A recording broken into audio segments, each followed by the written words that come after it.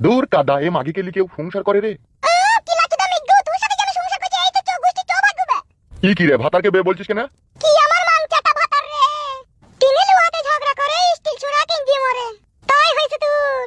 তুই তো গাড়ি কইতে নাই বউ, আমি যে তোমার স্বামী। তুই স্বামী লাইবে তো আসামি কি গো? পুতুলের বিবির সাথে রাস্তাতে কিছু একটা গল্প হইছিল। এ মাগি আবার কখন দেখলো? কি হলো আমার কথার উত্তর দিছ না কেন?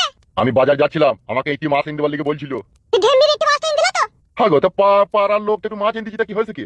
পাড়ার লোক বলি তো ভয় লাগে। কখন যে গলির ভিতরে ফুস করে হাট হয়ে দাঁড়িয়ে পড়বা তুমি কথা খুঁজে বেটা বুক পাক করে ভয় দিয়ে চলে আসবা। সে কি তুমি মাংমুখ ছোড়াকে আমি চিনি না? এসব কি বলছো গিন্নি তুমি? আমি ওরকম লোক? তুমি খুব ভালো লোক হে কাদা কুকুর বেটা। আলু ভাইতে এত দেরি? তার রান্নাটা তুমি করো না আলু ভাইতে দেরি হইছে না? আমি কথা বললে তো রেগে উঠো কেন? তুমি চড়াম করিয়া চরম করে রাখবো না। তুমি তো আমাকে ঘরের বউ ভাবো না কাজের মেয়ে ছেলে ভাবো মনে হয়। তোকে বললাম আমি তোকে কাজের মেয়ে ছেলে ভাবি। তা কি ভাবো তুমি আমাকে? ঘরে তাইলে মনে চাকরানি ভাবো? দূর মাংমারানি মাগি, তোর বালের আলু ভাজা আর খাবোই না। তোকে রাতে দেখবো আমি। পরের বউকে একটি মাছ এনে দিয়া তোর যে কপালে কি কষ্ট হবে তুই বুঝবি। আমাকে কোনোদিনও 500 একটি মাছ এনে খাইতে পারলি না কাদা কুকুর বেটা। আর পুতুলের বউকে খাইছে একটি মাছ। মাংকা পাইলি ছুঁড়া। ছুঁড়াকে বিয়ে করে হাড়ের পানি শুকিয়ে গেল আমার। ওই চেংটি চুদা বাঁদর মুখ ছুঁড়া। এ চুল ভূগোলের নাকি বালের নাকি মাথার চুলটা ভেবে পাই না। কখনো পোল্ট্রির দোকানে কখনো কেল্টুর দোকানে খুশখুশ করেছে আমার বুক।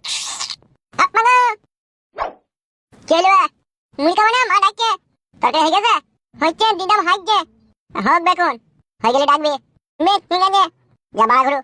কি ঘন্টা গাইছিলাম যে পড়া মাংমানি বেটা। হ্যাঁ আমার মনে পড়েছে তুই আমি পুরুলিয়ার কাটকা ভাজা কখনো পক্ক দোকানে কখনো চক্ক দোকানে চুকড়ে গড়ে কিরে মুড়ি ফুড়ি খেলি নাকি? তরকারি ভাই যাবা হইলে খাবো। বেশ, খেয়ে একবার আমার সাথে মাঠে যাবি। বেশ ঠিক আছে।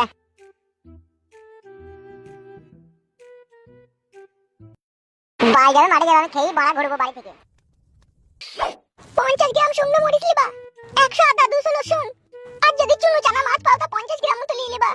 আর পুঁইয়ের ডাটি আর কচুটা যেন মনে করে লিও। চাচুকে কবে থেকে বলছি পুঁইয়ের ডাটি আর কচু দিয়ে সরাম সরাম করে ভাত খাবে। আর কি লো বল তাড়াতাড়ি বল। ও তোমাকে বাজার দিতে হবে না ব্যাগ ধুই দাও বাবা বাজার করে আনবি। তুই যা আনতে বলছিস ঝুলা দিতে হবে না ঢের মনে বস্তা দে একটা। তোমার বাজার করতে ইচ্ছে না হয় তুমি ব্যাগটা ধুই দাও বাবা বাজার করে আনবি। লে রে খাতা বল আর কি আনতে বল বাবাকে না আমি আইন বলে বল। বাপটা কি তোমার দিনে দিনে বয়স করেছে বুড়ো হয়েছে তোমার কি একটু দয়া মায়া হয় না?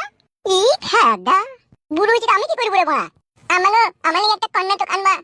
তুই আবার কোথা থেকে নেবে? নিয়ে আনবা আব্বা আমি খাবো। বেশ বলো আর কিছু আনতে হবে না মেলা আমি যাবো। জামা কাপড় কাছে সার্ফ লিয়ে নিবে এক প্যাকেট আর একটা লাইট বই মোটা সাবান ডালিবে। সাবান তো কালকে আব্বা আনলে মনে হইলো না।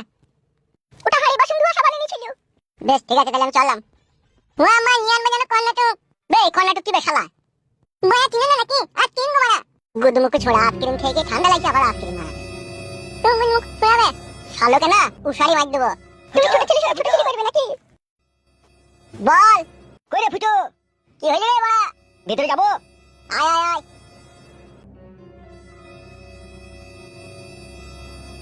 কিছু বল বাদলা ভাই গুষ্টির গাড়ি আর মশুরি ডালে ঘাট হয়ে গেল নুন হয়নি নাকি কি এ হয়েছে কি দিলা ভাই? এমএলএ সাহেব শুইরে বাচ্চা বেঁচে আছে তো। কখন ঘুম থেকে উঠলা তুমি?